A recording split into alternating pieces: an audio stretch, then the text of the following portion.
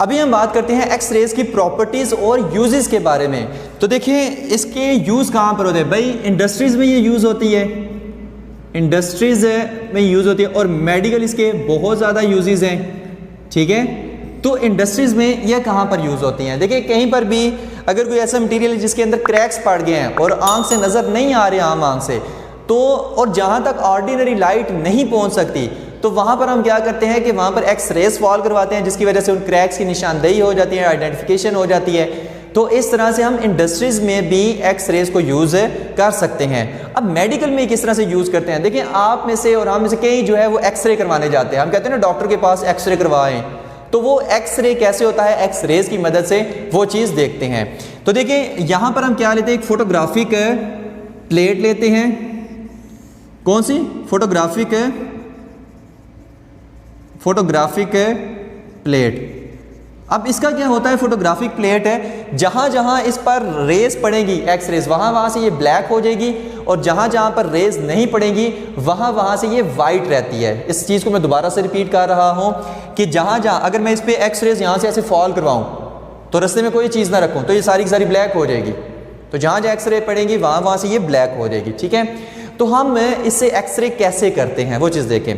तो देखिए उससे पहले आपको पता होना चाहिए कि ये हाथ है, अब हाथ में से जो मसल्स हैं उनमें से एक्सरे पास कर जाती हैं, लेकिन जो बोन्स हैं, हड्डियां हैं, उनमें से एक्सरे पास नहीं कर पाती। आप क्यों नहीं कर पाती, देखिए मसल्स की डेंसिटी कम होती है, लिहाजा वहाँ से एक्सरे पास कर जाती हैं, और जो बोन्स होती हैं उनकी डेंसिटी ज़्यादा होती है, और डेंसिटी ज़्यादा होने की वजह से एक्स रे जब हम उन पे फॉल करते हैं तो बोन्स एक्स रेज को एब्जॉर्ब कर लेती हैं और आगे नहीं बढ़ने देती। अगर यानी ऐसे मैंने हाथ रखा है ना, तो ऊपर से एक्स रेज मारी हैं, तो मसल्स में से तो निकल जाएंगी, एक तरफ से यहाँ से आएंगी, दूसरी तरफ से निकल जाएंगी, लेकिन हाथ में हड्डियाँ भी तो हैं, बोन्स भी तो हैं, तो बोन्स में क्या हो जाएंगी, एब्जॉर्ब हो जाएंगी, और वहाँ से एक्स रेज नीचे से निकल नहीं पाएंगी, लेकिन मसल से गुजर के नीचे से गुजर जाएगी, तो बोन्स में से एक्सरे पास नहीं कर पाती। तो किस तरह से फिर हम एक्सरे करते हैं वो चीज़ देखें। हम क्या करते हैं, ये फोटोग्राफिक प्लेट है, ऐसे हाथ ऊपर रखा, तो हाथ में से यहाँ से कुछ इस तरह से हो जाएगा ऐसे, और कुछ ऐसे, ठीक हो गया। तो ये जी मेरा हाथ बन गया, ठीक है। मैंने अपने हाथ का एक्सरे करना है। अब हाथ मेरा पूरा फोटोग्राफिक प्लेट पे तो नहीं था, सिर्फ इतनी जगह पर था, तो ये सारी फोटोग्राफिक प्लेट यहाँ से क्या हो जाएगी, ब्लैक हो जाएगी। मेरे हाथ वाली जगह से वाइट रहेगी, बाकी जगह ब्लैक। अब उंगलियाँ मैंने खुली रखी हुई थी, तो उंगलियों के दरमियान से भी ब्लैक हो जाएगी, तो यहाँ से भी ब्लैक, यहाँ से भी ब्लैक, यहाँ से भी ब्लैक, तो ये सारी क्या हो जाएगी, ब्लैक हो जाएगी। जहाँ पर मेरा हाथ था वहाँ से वाइट रहेगी, और मेरे हाथ में जहाँ पे मसल्स थे, हड्डियों के दरमियान में, अब पूरे हाथ में हड्डी तो है, लेकिन कहीं अगर मसल्स भी तो हैं, तो वहाँ से भी क्या हो जाएगी, ये ब्लैक हो जाएगी। मसल यहाँ पर कुछ मसल्स आ जाएंगे, कुछ मसल्स यहाँ पर, कुछ यहाँ पर, कुछ यहाँ पर, कुछ यहाँ पर, ऐसे मसल्स आ जाएंगे, ठीक है। तो अब यहाँ से मुझे पता चल जाएगा कि कहाँ से हड्डी टूटी हुई है। जहाँ से हड्डी टूटी हुई होगी वहाँ से एक्सरे पास हो जाएंगी, और वहाँ पे जगह ब्लैक हो जाएगी। मतलब फॉर एग्जांपल यहाँ पे हड्डी टूटी हुई है, तो यहाँ से क्या हो जाएगी, ब्लैक हो जाएगी। अब मुझे पता चल जाएगा कि भाई यहाँ से और यहाँ से तो ब्राइट है, दरमियान से ब्लैक है, इसका मतलब है यहाँ से हड्डी टूटी हुई है। तो एक्सरे अगर आपने वो एक्सरे वो वाला वो आपको शीट्स ही देते हैं, फोटोग्राफी फिल्म्स भी आपको देते हैं, तो उसमें क्या होता है, हाथ वाली जगह ब्राइट होती है, बाकी वो पूरी ब्लैक होती है, ठीक है।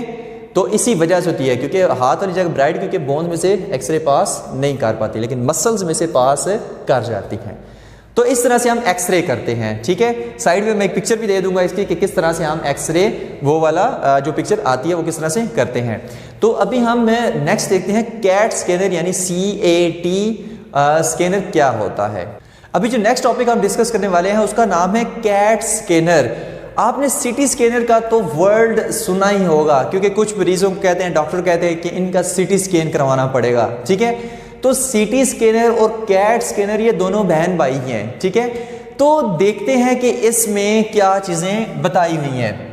तो कैट स्कैनर की एब्रीविएशन क्या है, सबसे पहले ये पता होनी चाहिए, computerised axial tomography. Computerised axial tomography, tomography का मतलब है कि कोई पिक्चराइजेशन करना, ठीक है, किसी चीज़ की पिक्चर्स लेना, उसकी पिक्चर्स लेने, इसको हम क्या कहते हैं, इसको हम टोमोग्राफी कहते हैं। कंप्यूटराइज्ड एक्सियल मतलब कोई चीज़ है जो एक्सिस के गिर्द घूमेगी, और कंप्यूटराइज जिसके रिजल्ट्स हम कंप्यूटर के जरिए से लेंगे, ठीक है। अब होता क्या है वो चीज़ देखते हैं, मैं डायग्राम बनाने की कोशिश करता हूँ, लेकिन अगर ना भी सही बनी तो आपको मैं एक्सप्रेशन से ये सारा कुछ इंशाल्लाह समझा दूंगा। तो देखते हैं, अगर ये हमारे पास एक काउच है, एक बेड सा है, एक बेड सा है, ठीक है, जिसको एम्बुलेंस में नहीं वैसे काउच को डाल के लेके जाते हैं मरीज को, वो वाला है, ठीक है।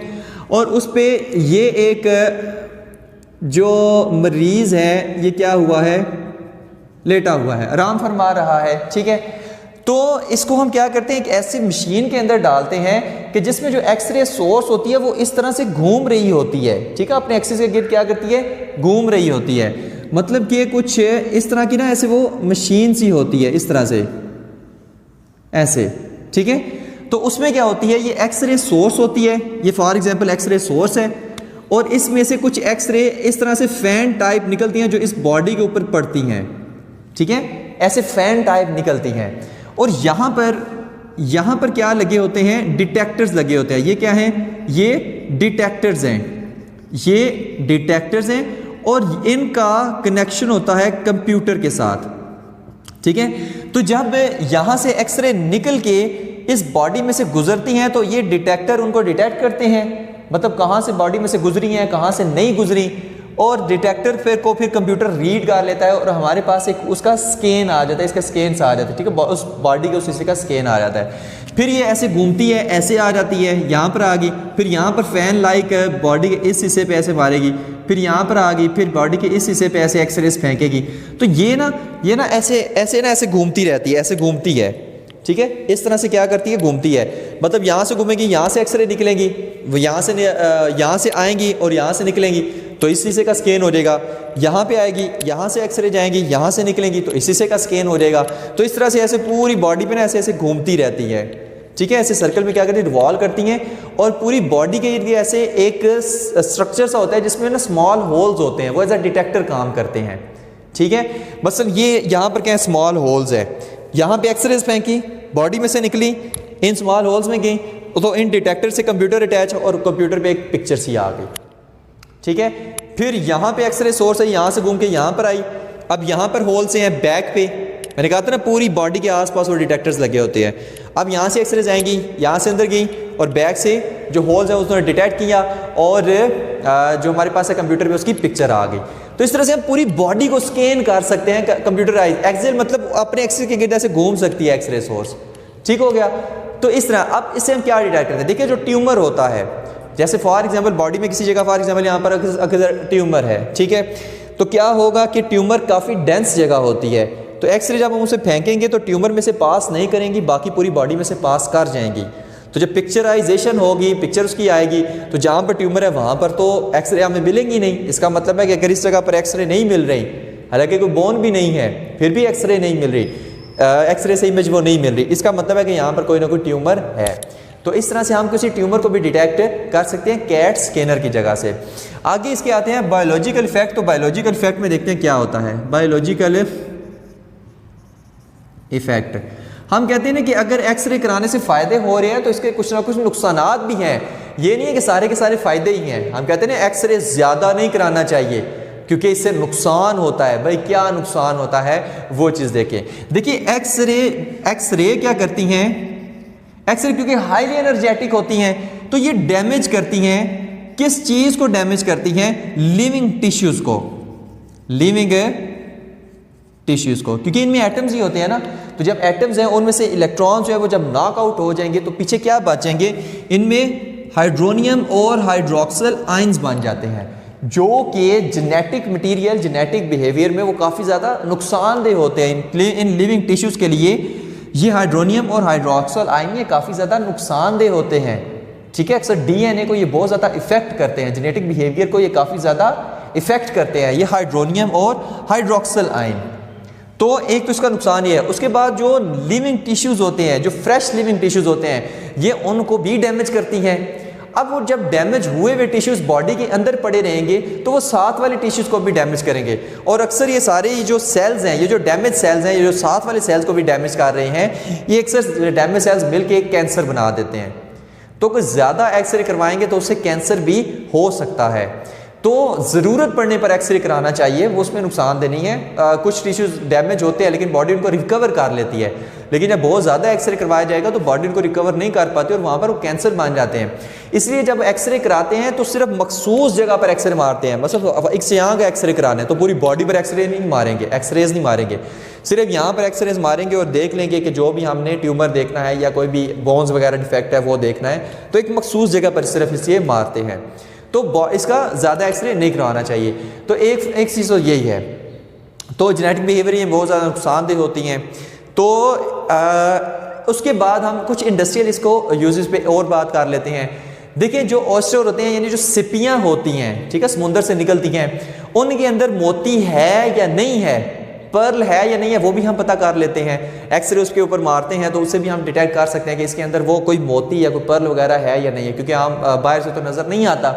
उसके अलावा जो एरोप्लेन्स होते हैं उनमें कई इंटरनल डिफेक्ट्स हो जाते हैं जो हमें आम आँख से नज़र नहीं आते, तो वो भी जब एक्सरेज मारेंगे अगर उन इंटरनल डिफेक्ट्स में से जो क्रैक्स से पड़ जाते हैं, अगर उनमें से पास कर जाती हैं, इसका मतलब है कि क्रैक्स है। अगर एक्सरे हम मारते हैं और पास नहीं कर पाते, इसका मतलब क्रैक्स नहीं है। तो क्रैक्स को फाइंड करने के लिए अक्सर हम इसको एक्सरेज को यूज़ करते हैं। उसके अलावा जो प्रीशियस मेटल होती हैं जिनकी स्मगलिंग वगैरह होती है, हम उनको भी डिटेक्ट कर सकते हैं एक्सरेज से, मतलब एज अ सिक्योरिटी पर्पस भी हम एक्सरेज को यूज़ कर सकते हैं। तो ये इसके थोड़े बहुत क्या बहुत सारे यूजेस थे, कुछ इसके डिफेक्ट्स भी थे, तो वो भी हमने आज इस लेक्चर में डिस्कस किए। तो होप्स हो कि आपको सारा ये एक्सरेज वाला टॉपिक समझ आ गया होगा। तो इस लेक्चर में इस पूरे चैप्टर में 3 लॉन्ग टॉपिक्स बनते हैं, जिनमें एक हमारे पास है क्वांटाइज्ड एनर्जी, उस क्वांटाइज्ड रेडियाई वाला आ जाता है, एक इनर शेल एक्सरे ट्रांजिशन आ जाती है, इनर शेल ट्रांजिशन आ जाती है जिसमें एक्सरेज प्रोड्यूस होती हैं। ये जो आज टॉपिक है, इसके अलावा जो लेज़र वाला है इंपॉर्टेंट टॉपिक है जो हम नेक्स्ट इंशाल्लाह वीडियो बनाएंगे, वो भी आ जाते हैं। तो ये था हमारा आज का लेक्चर। होप्स हो कि आपको सारा समझ आ गया होगा। Thank you very much. अल्लाह हाफिज़।